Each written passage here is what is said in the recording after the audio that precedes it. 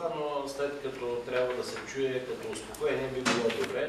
Знаете, че още встъпването ни в Министерството и на Консултативния съвет и Националната асоциация по тютюнево производство също се предложи за тази година да бъде увеличен бюджета с 11 милиона и половина. И това е направено и частно с актуализацията беше направено. Знаете, че внесохме страшно много критики за това, че отделяме единствено и само внимание на тютюнопроизводителите, защото в тази актуализация не беше включена други производства. Единствено и само тютюнопроизводство. Това се дължеше и на добрите контакти, които осъществявахме с Националната асоциация. Ние не, че не знаем тук присъстващите какви са проблемите от пчелните семейства до дивече като цяло, но в някои случаи те изплуват, когато хората си ги кажат.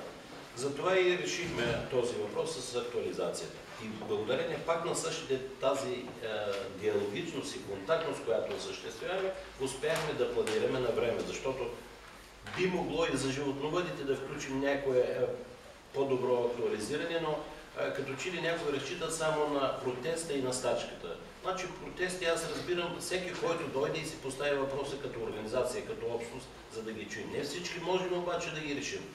Някои ги решаваме в последствие. За тази контактност и диалогичност успяхме за следващия период да бъде увеличена сумата с 77 милиона, която е за 84. Вече от 84 с това, което се искаше 20%, става 87 е било в този бюджет, в стария, а сега става 84 и сега 20%, планирано е за следващата година в бюджета 100 милиона.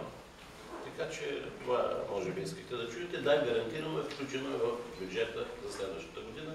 И знаете, че в четвъртък на първо четене без проблеми беше прието